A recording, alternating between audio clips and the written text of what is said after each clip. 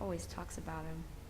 Hey guys, I'm Nick Meister, and welcome back to Let's Play Hitman Absolution. And we're coming up on the very final stage of this game, so get ready for Absolution.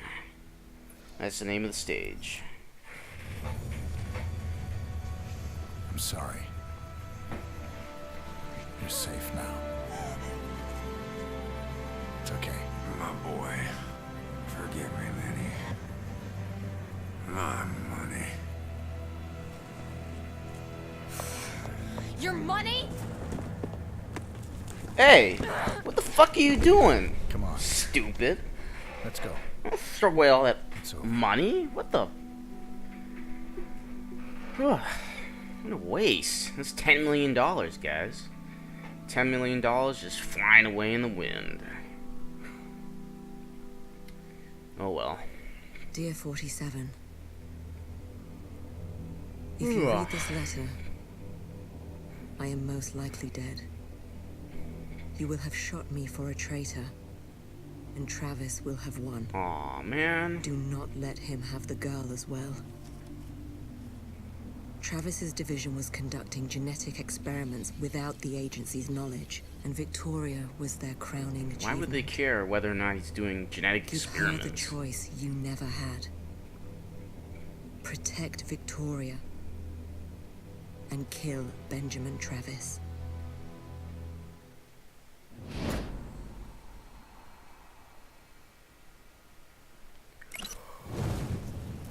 Good luck, 47. So, here we are in the final stage, and it's a pain in the ass. Travis, is the line secure? Go ahead. We've located the Burnwood family gravesite. Very well. Proceed with the First things information. first, we need an outfit Honestly, to I get don't know through what you this expect to find. Our investigation part. was thorough. Diana Burnwood died that day. We have the police. I don't know and where officers you would hide this guy's 47 body. himself confirmed the kill. What Never more really do you figured want? that out, but hey, We've underestimated 47 more than once. we're not here to do a perfect run. Burnwood is more than capable of faking her own death. She could outsmart you in a heartbeat. I'll freely admit it took me about 30 or 40 minutes to figure out a smooth and quick way to get through this section of the level without killing everyone in a very long firefight. There's a shit ton of guards all walking around. You know, and what are these guys doing exactly? Are they being paid just to stand out here? Because if so, that's it's not a bad job. I wouldn't mind having a job like that. So this guy over here can be trouble, so we want to wait for him to turn around like that. And then we're gonna climb all the way over here, over the flowers in the rock, and we're gonna pick this lock here. And there we go. It took me a whole while to figure out how to do that exactly, so I hope you guys appreciate it. Not that it really matters. When they hear you pooled these kind of resources to close down a cemetery, they're gonna start demanding answers. The real reason Burnwood went rogue, your little science project, everything could get exposed. I'm not going down because... So again, I'm not really sure why the agency would care whether or not he was doing superhuman clone experiments. It seems like they would like that, Chance. considering 47's their best agent. Start writing up your own epitaph. SAS and sod types to take over protection duty. Call themselves the praetorians after the Roman emperor's personal guard. Best in the world, apparently. You know, to tell you the truth, I'm kind of relieved. 47 is really on the move. Travis is just a walking, breathing bullseye. So, Benjamin Travis's whole setup's kind of falling apart. As you can see, Jade is being more vocal about her, not thinking he's doing the right thing, and, well, even his own bodyguards are hoping that he's gonna bite the dust soon so they don't have to put up with his bullshit. Can't say I blame them too much. They were mentioning some people we will be dealing with in a few minutes. I'm just gonna wait for this guy to turn around here and head back the other way. There we go. And what I'm going to do here is I'm going to take an outfit. This There's only one other guy in this section of the game that has it, so we won't have to worry about sneaking around or getting found out. What's going on with that Jade? A couple months ago, she wouldn't even make eye contact, and now all of a sudden she's handing out orders. You ever seen a hyena stalking a wounded animal? Jade knows Travis is slipping. So Jade seems to have made a meteoric rise to high level up in the agency. And that's all about to end very shortly. Well, let's head over here. Someone is buried in here. The question, of course, is who? Keep me notified and speed it up. Doctor, a word, please. And when she sees us in our outfit, she'll say that, and then Travis she'll wants go a back complete and DNA analysis of the body. say some Don't more forget, shit. Burnwood And while was she's part of standing this there, we're gonna drop something, I guess the lid of the coffin on top of her head. Here we go. There we go. And it's really just that simple. You can also drop a tunnel on top of her, or you can just, you know, wait until she's alone, because she does go walking around the area. But that was the fastest way to do it, so that's what I did. Yeah, it doesn't really make a lot of sense story-wise for them to come here. It doesn't really make sense for Benjamin Travis to think that Diana's not really dead. It didn't come up at all in the other section of the game. So here I did fuck up and have to start again. These guys coming up here, the praetorians, are super duper enemies. They can take 2 headshots. They can hear very well, and they can see extremely well, which means they can probably see you from all the way across the map. They can hear noises from all the way across the map. They're very sensitive. So I'm not even going to try to get into a direct firefight with these guys, because they can kill you in about 2 hits on hard difficulty. So I'm just going to play it old school and strangle them to death. There we go. I know my playthrough of this level is pretty straightforward. It's not normally how I do things, but honestly, there's not much to say about this level. I mean, design-wise, you know, art direction-wise, it's really beautiful. And here I am hoping that the guy up ahead will see the body and come over, but he doesn't do that, so I end up having to do something else. You know, these guys, they kind of remind me of this character called Todd in Breaking Bad. I don't know, the faces kind of look similar to that guy. Alright. I don't know if any of you guys are fans of Breaking Bad, but I'm a pretty big fan. Come out with your hands where I can see them. Okay. You gotta be really careful sneaking up on these guys. Here we go. One thing they do that no other enemy does is once they're done checking out something that's been thrown or dropped, they will run away from whatever the spot was instead of slowly walking away, which makes it a little hard to sneak up on them. I wonder if these guys are supposed to be clones themselves or something, or like triplets or something, or were the developers just, I don't know. I mean, they look different from any other enemy in the game, but they all look exactly the same. So is that supposed to mean something, or what? I don't know. Alright. He's going to take a sweet time coming over here. I think it would have been interesting if there were more super duper enemies like the praetorians in the game. Because they really can see and hear you from across the map.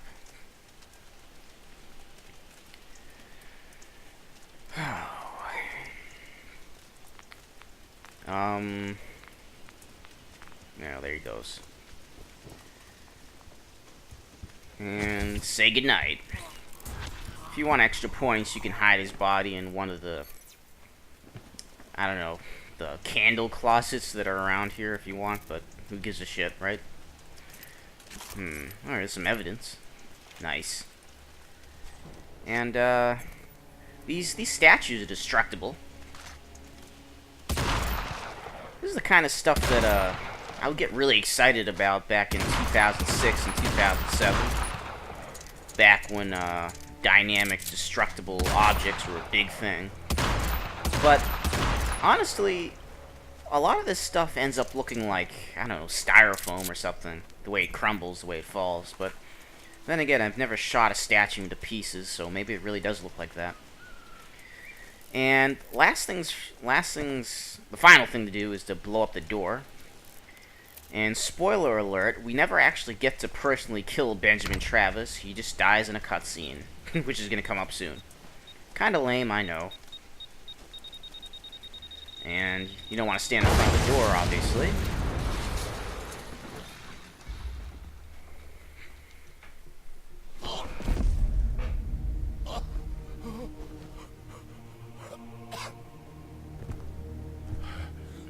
What the fuck? What was this guy even doing in here anyway? I mean, Diana's coffin was back in the other section, so... She was made to be a killer, just like you. It was gonna be perfect. All right. Just tell me. Did you kill her? Diana. Is she really dead? You will never know. Fuck you, asshole. And like I said before, I don't understand why Benjamin Travis would even assume that Diana wasn't dead and why it even matters. It's not brought up at all in the rest of the game. It would be okay if it was brought up, but it's not, so it doesn't really make any sense. It makes almost as little sense as what's about to come up right now. She's contemplating dropping her USB drive into the water. Diana. What? Do what you have to do. Diana? How could that be? We shot her in the fucking chest. She lost a gallon of blood on the fucking floor. How could she possibly be alive? That doesn't make any sense at all. And for some reason, 47's watching him through a sniper rifle. I mean, if you wanted to spy on her to see if she's okay, you could bring binoculars. You don't have to bring a... Excellent work, 47. The money has been wired to your account. Welcome back. Okay, so... And thank you. Yeah, right, you're welcome. So I guess it's assumed that Benjamin Travis was a rogue element in the agency, and now that he's been dealt with, Diana's in charge again. Or something like that. I don't know. How did she live? I mean, it just doesn't make any sense. Okay. And one last cutscene. Apparently the next game's coming out in 2015. Looking forward to that. Who are you? Why do you even give a shit? What the fuck? You really want to know? Was that thing just waiting in there? Help you find them. For a price, of course. Because remember 47 said that shit before, but what could a down and out detective possibly pay him? Well, that's the end of the game, and I'm gonna tell you right now, up front, that there's absolutely no other cutscenes after this. The credits last over 20 minutes, and they just loop indefinitely. So, what I'm gonna do right now is I'm gonna talk a little bit about, you know, my thoughts on the game and my future projects, things like that. First of all, I want to say thank you. I want to say thank you to all you people who've watched this series with me, whether you found it on YouTube, whether you were following the forum post, the thread on somethingawful.com. You know, I want to say thanks for showing your interest. If you post in a thread, thanks for that. You know, it really gives me the motivation I need to play through some of these games and work on these things week after week when people really, you know, offer their input, whether it's positive or negative or whatever. I want to say thanks to those people who have been following me through all my Let's Plays over the past year, because it's been about a year. I think I'm not going to be posting it on the 31st, but I am recording it on the 31st of August, and that was, I believe, was the first Blood Money video I ever posted last year, so it's been a year now. I want to say thanks to Circle Master in particular. He did a couple of co-commentaries with me. That was a lot of fun. And I think we'll be doing future projects together. What else? About this game, Hitman Absolution. Well, overall, I gotta say, I don't think this is a very good game. Okay, I know I've said that before, but I'm just gonna say it again. I don't think it was a good game. I don't think it's a good Hitman game, and I don't think it's a good stealth game either. A lot of the mechanics that you find in normal stealth games are a little ruined by the fact that there's a costume changing mechanic that really just makes them see you slower, notice you slower, which doesn't really make a lot of sense. The story, I mean, come on, video game stories typically aren't very good because they service the gameplay, I mean, it's the gameplay first, and then the story, and that's why they typically don't work as well as a movie or a book. And that's fine by me. I know some people care a lot about, improving storylines in video games, so maybe they can show, their non-gamer friends the game, and then their non-gamer friends, won't give them a mean look or something like that. I don't give a shit about that. But, for me, the story isn't that important, but the story for this game is just horrendous. And I think what someone said in the thread was it seemed like they chose the set pieces first and then tried to make a story around it. Maybe in a weekend, or drinking, smoking weed, and writing the shit, because it barely makes any fucking sense. Why would Benjamin Travis just all of a sudden assume that Diane isn't dead? Through the whole damn game, it never comes up that he suspects, and all of a sudden, come on. Also, I guess I can see Diana wanting to save Victoria for some reason. I mean, we don't know anything about her, so maybe she's a much more empathetic person than 47 is, even though she's a handler for assassins? But, why would the agency, the upper management, I guess even higher than Benjamin Travis, care whether or not he was trying to create another 47 person? It seems like they would like that, because, 47's the greatest contractor they've had, right?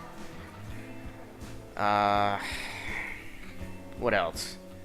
Well, I guess Hitman Absolution is one of those games where if you really take the time, then you can have some enjoyment out of it, like the contracts mode. You can see funny things,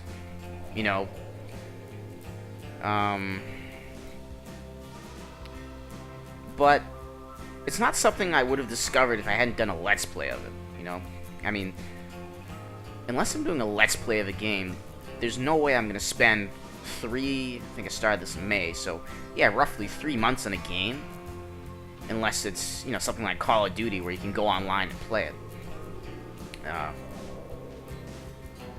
What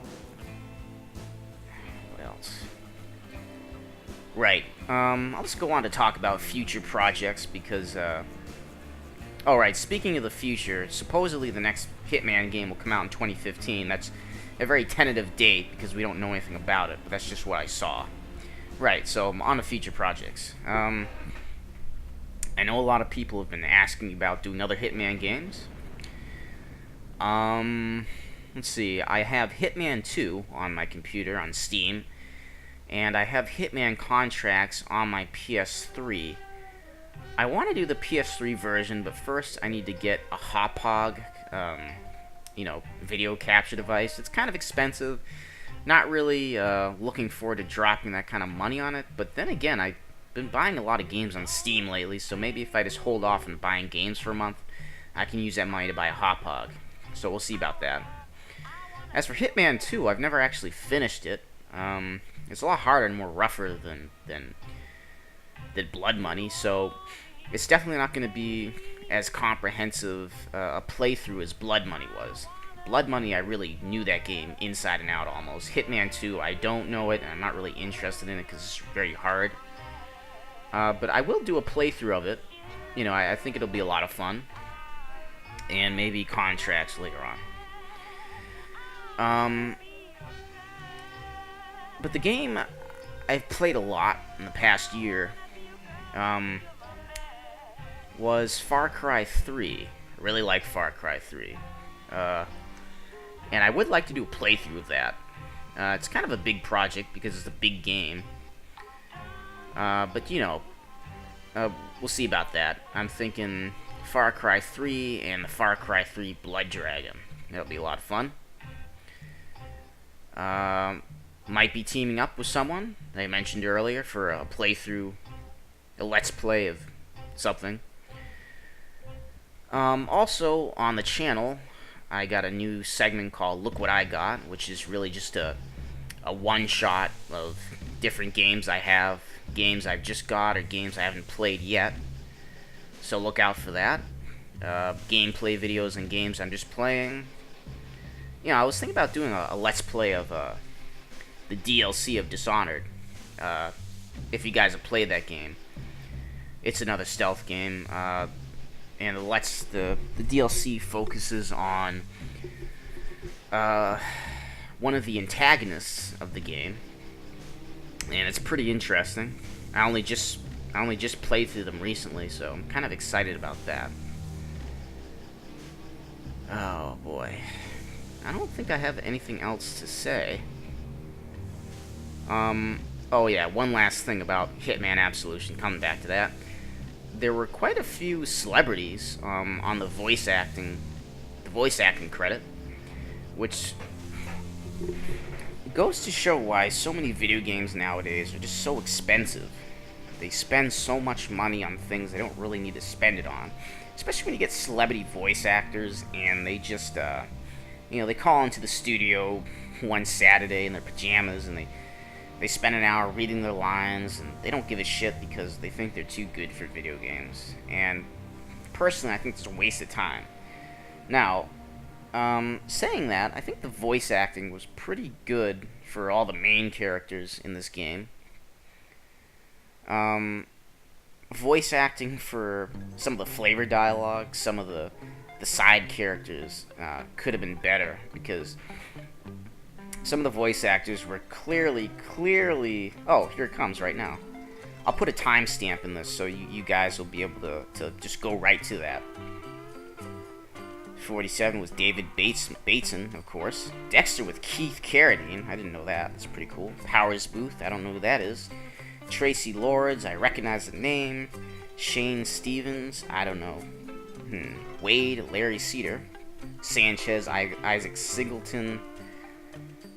Let's see. Well, the head nun of the Saints was Vivica Fox. I recognize that name. You know, so I'm sure those actors cost them quite a bit of money. You know, what I'd like to know is who did the voice of the sushi delivery guy, because that was really funny. You know. I think I've said all I have to say. I know a lot of you probably aren't even still listening, but, you know, whatever. Thanks for watching. I'm Nick Meister, and I'll see you next time.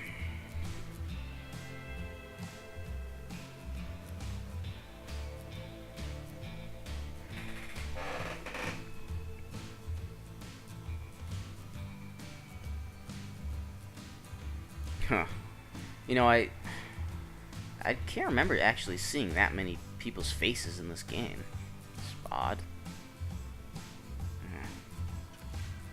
Alright, I'm done here.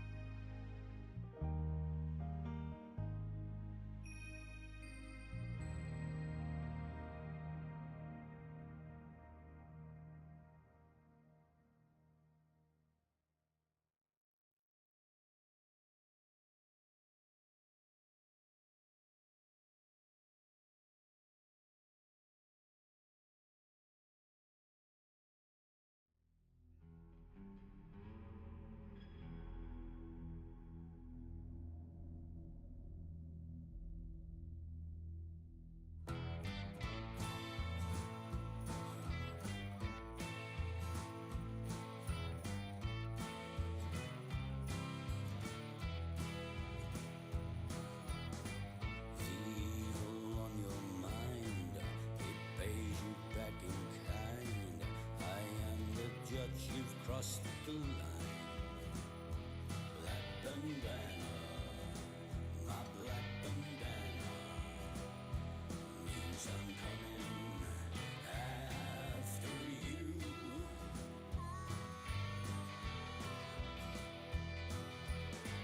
And though you run a mile, my boots will bring the trial.